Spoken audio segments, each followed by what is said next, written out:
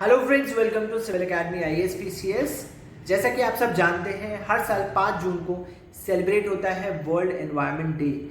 और इस साल वर्ल्ड एनवायरनमेंट डे की थीम है बीट प्लास्टिक पोल्यूशन।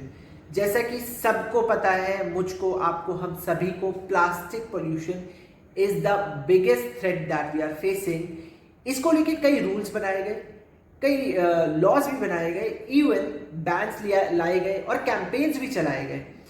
बट हमको क्या सोल्यूशन फ्यूचर में दिखता है या नहीं दिखता, आज उस बारे में बात करते हैं। सबसे पहले सिचुएशन समझने की जरूरत है। सिचुएशन बहुत अलार्मिंग है।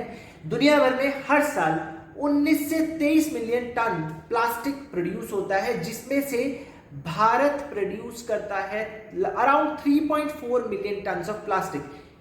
इसमें से सिर्फ 60% of the plastic is recycled, वो भी इनफॉर्मल और फॉर्मल सेक्टर मिलाकर। इसके बाद 43% of the industry still use plastic for their packing material, जो कि हम डेली लाइफ में कंज्यूम करते हैं। शैम्पू की bottle, plastic poly bags, chips के पैकेट्स एक्सेट्रा। जो बचा हुआ प्लास्टिक है वो कहाँ जाता है? बचा हुआ प्लास्टिक जाता है नालियों में, ड्रेन्स में, जो कि क्लॉग होता है और ड्रेनेज सिस्टम एक नई प्रॉब्लम क्रिएट करता है। इसी तरह प्लास्टिक पोल्यूशन का जो फाइनल डस्टबिन है वो बनते हैं ओशन। तो प्लास्टिक एक बहुत बड़ी प्रॉब्लम है।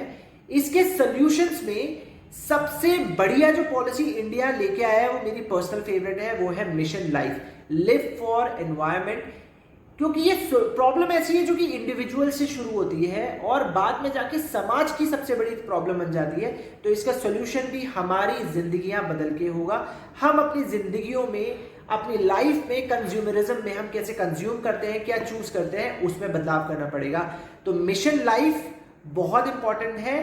बैन, प्लास्टिक का जो बैन किया गया था 2022 में, उससे भी ज्यादा इंपॉर्टेंट। तो मिशन लाइफ को हमें आगे बढ़ाना चाहिए, इस कैंपेन को आगे बढ़ाना चाहिए। और जो हमारा रिसाइकलिंग का इनफॉर्मल सेक्टर है उसको फॉर्मलाइज करने की जरूरत है, ताकि यूनाइटेड नेशन एनवायरमेंटल प्रोग्राम का जो मिशन है 2040 तक प्लास्टिक पोल्यूशन को खत्म करना, उसके हम कुछ करीब पहुंच सके। इसी तरह की इंफॉर्मेशन के लिए जुड़े रहिए सिविल एकेडमी के साथ।